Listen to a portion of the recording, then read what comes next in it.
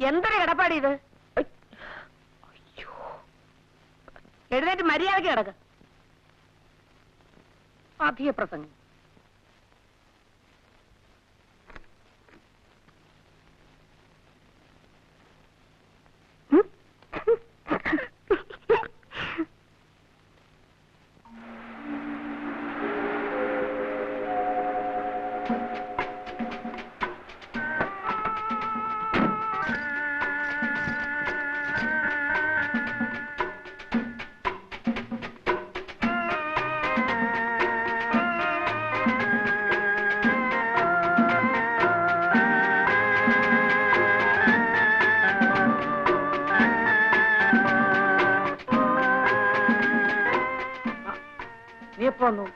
ഇന്നലെ പരീക്ഷ കഴിഞ്ഞു.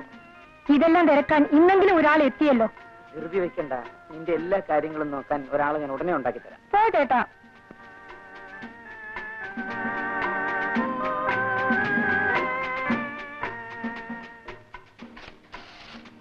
ചേട്ടന്റെ മനസ്സിൽ എന്താ ഉള്ളതെന്നൊന്ന് അറിഞ്ഞാൽ ഞാൻ തന്നെ കല്യാണിക്കുട്ടിക്ക് ഒരു കത്ത് എഴുതാമായിരുന്നു. എന്റെ മനസ്സിൽ എന്താ ഉള്ളതെന്ന് അറിയാമോ? ഒരു വലിയ മണ്ണാങ്കട്ട.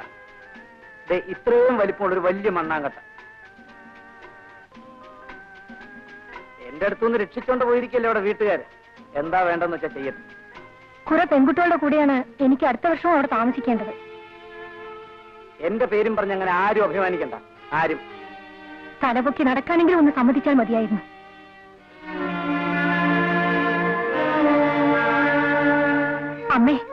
അമ്മയെങ്കിലും ചേട്ടനെ വിളിച്ചൊന്ന് പറയൂ, ഈ കളി മതിയാക്കാൻ. ഞാനോ? മോള് ചെല്ല്.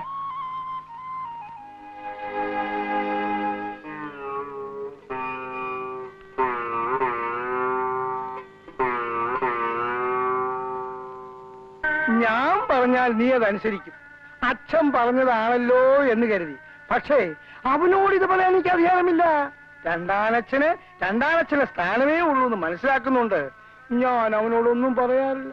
അത് പേടിച്ചിട്ടൊന്നും അല്ല. വേണ്ട, ആരും പറയണ്ട. എന്താ താമസം? ജീരകവെള്ളം റെഡിയായിരുന്നു. മോളെ, ഇന്ന് അച്ഛന്റെ കൂടെ ഇരുന്ന് ഊണ് കഴിക്കണം. വേണ്ട, ഞാൻ അമ്മയുടെ കൂടെ ഇരുന്ന് ഊണ് കഴിച്ചോളാം.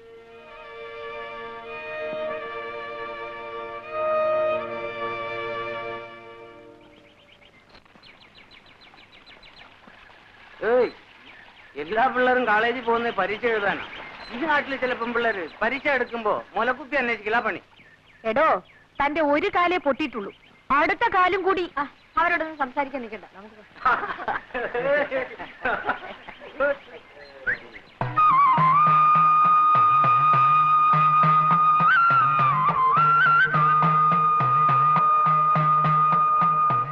ശോഭേ, നാട്ടിൽ വന്നിട്ട് നീ എന്നെ തിരക്കിയതും കൂടി ഇല്ലല്ലോ. പരീക്ഷയ്ക്ക് എങ്ങനെ എഴുതിയിടാ? തിരക്കേടില്ല. ശോഭേ, വരൂ കുട്ടി, നിൽക്കാൻ നേരമില്ല. എന്നാ ഞാൻ വരട്ടെ. ആ കുട്ടിയായിട്ട് വലിയ ചെള്ളാത്തൊന്നും വേണ്ട. അതിനോട് മിണ്ടിയാ മതി. നിനക്കൂടെ ചീത്തപ്പേരാ. വരൂ.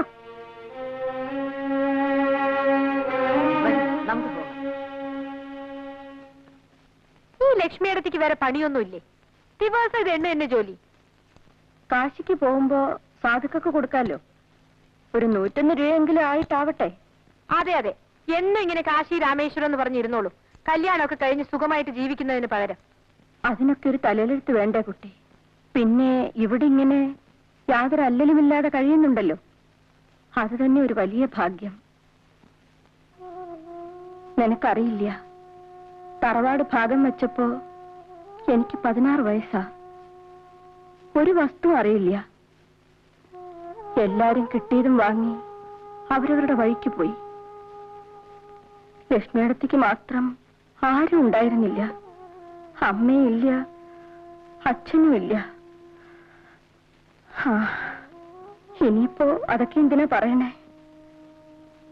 നിന്റെ അമ്മയില്ലാന്ന് വെച്ചാ ഇന്ന് ഞാൻ ഉണ്ടാവായിരുന്നില്ല. ലക്ഷ്മിയടുത്തി കിടന്നുറങ്ങേ, എനിക്ക് ഉറക്കം വരുന്നു.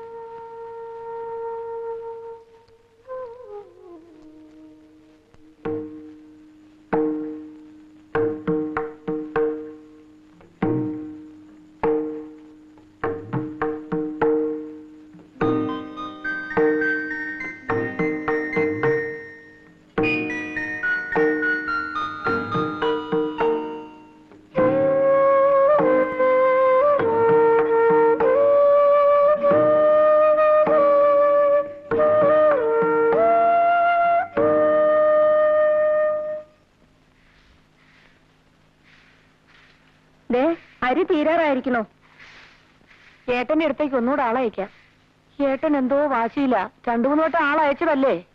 അമ്മാവനെന്തിനാ ഈ കാര്യത്തിൽ വാശി പിടിക്കുന്നത്? നമ്മുടെ കൃഷി എന്നുള്ളത് നമുക്കല്ലാതെ പിന്നെ ആർക്കാ? തരാൻ പറയണമ്മേ. നിന്നോട് ചോദിച്ചില്ല. കുട്ടികളെ പോലെ സംസാരിച്ചാ മതി കേട്ടോ. എന്റെ ഗുരുവായൂരപ്പ, ചേട്ടൻ ഇങ്ങനെ തുടങ്ങിയാ നമ്മൾ എന്താ ചെയ്യാ? പുള്ളിക്കാരൻ ലീവ് കിട്ടാതെ നിന്ന് കുഴയായിരുന്നു. അവസാനം ഞാൻ അങ്ങ് പൊക്കിയെടുത്തോണ്ട് പോന്നു. ഇതാണോ ക്യാപ്റ്റൻ? ഇച്ചിരി കൊമ്പമീശ കൂടി ആകാമായിരുന്നു. നോക്ക്, അമ്മാവുണ്ട്. വാ. പണ്ടത്തെ കാലത്ത് മിലിറ്ററി എന്ന് പറഞ്ഞാൽ പേടിയാ. മിലിറ്ററിക്കാരന്റെ കൂടെ പെണ്ണിനെ അയക്കില്ല. അന്നൊക്കെ ഒരു പട്ടാളക്കാരന്റെ ജാതകം കൊണ്ട് കൊള്ളാവുന്ന ഒരു തറവാട്ടിൽ കയറി ചെല്ലാൻ ഞാൻ പേടിച്ചിട്ടുണ്ട്. ഇപ്പൊ പിന്നെ അല്ല, അവിടത്തേക്ക് അറിയാവുന്ന കാര്യം തന്നെയാണല്ലോ. IAS, ഡോക്ടർ, മിലിറ്ററി ഓഫീസർ, ഇതൊക്കെ കഴിഞ്ഞ ബാക്കിയുള്ളവർക്കൊക്കെ ഡിമാൻഡ് ഉള്ളൂ.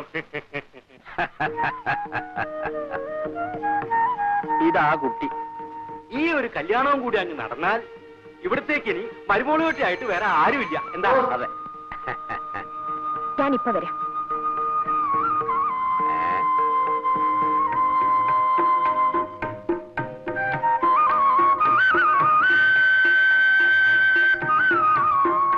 കല്യാണിക്കുട്ടിക്ക് ധാരാളം കത്ത് വരാറുണ്ടെന്ന് തോന്നുന്നു. മുമ്പൊക്കെ വെക്കേഷനിൽ വീട്ടിൽ വന്നാൽ കത്തിന്റെ ബഹളമായിരുന്നു. ഇപ്പൊ ഫ്രണ്ട്സിനെല്ലാം എനിക്ക് എഴുതാൻ പേടിയാ. പിന്നെ ചിലരൊക്കെ എഴുതും. കുട്ടിക്ക് അത്തേക്കാൻ ഫ്രണ്ട്സ് എന്തിനാ പേടിക്കുന്നത്? അതങ്ങനാ. അതെന്താ അങ്ങനെ? ഒന്നും പറയണ്ട. ഞാനൊരാളുമായി അല്പം ഇഷ്ടത്തിലായി. അപ്പോഴേക്കും ലോകം മുഴുവൻ എതിരായി. ഞാനെല്ലാം കേട്ടു. ഓ, അതിലൊന്നും കാര്യമില്ല. ഒരു പെൺകുട്ടിക്ക് ഒരാണിനോട് ദേഷ്യമാണെന്ന് പറഞ്ഞു എല്ലാവർക്കും സന്തോഷം. അതെ. അതേസമയം ഒരു പെണ്ണ് ആണിനോട് ഇഷ്ടമാണെന്ന് പറഞ്ഞാൽ എല്ലാവർക്കും സംസാരിക്കാൻ വിഷയമായി. അവളേതോ ഭയങ്കര ക്രൈം ചെയ്തു പോലെ. എന്താ ശരിയല്ലേ? ആ, ഏതായാലും ഞാൻ തെറ്റുകാരിയായിപ്പോയി. ഇനി അത് മാറ്റിയെടുക്കണമെങ്കിൽ പ്രഭു തന്നെ കല്യാണം കഴിച്ചാലേ ഒക്കൂ. ആരാണി പ്രഭു? അറിയില്ലേ? എന്റെ കാമുകൻ. നിങ്ങൾ തമ്മിൽ ഇപ്പോഴും കത്തെഴുതാറുണ്ട്? അങ്ങോട്ടുണ്ട്. മറുപടി കിട്ടിയിട്ടില്ല. വന്നേ. അയാൾ വേറെ പെമ്പിള്ളേരെ വേറെ പോയി കാണും എന്ന് തന്നെയാ എനിക്കും തോന്നുന്നത്. ആളൊരു എനിക്കൊന്നും കേൾക്കണ്ട. എനിക്കറിയേണ്ടത് കല്യാണിക്കുട്ടിക്ക് എന്നെ ഇഷ്ടമായോ എന്ന് മാത്രമാണ്. ഇഷ്ടക്കേടൊന്നുമില്ല. പക്ഷേ നിങ്ങൾ ഏത് തരക്കാരനാണെന്ന് അറിഞ്ഞില്ലല്ലോ ഇതുവരെ. മനസ്സിലായില്ല.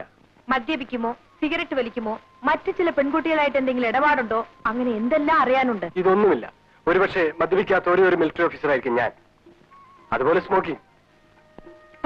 പ്രഭുവിന് ഇതെല്ലാം ഉണ്ട്. കള്ളു കുടിക്കും, സിഗരറ്റ് വലിക്കും. പിന്നെ എക്സ്ക്യൂസ് മീ, ഞങ്ങൾക്ക് പോകാൻ സമയമായി.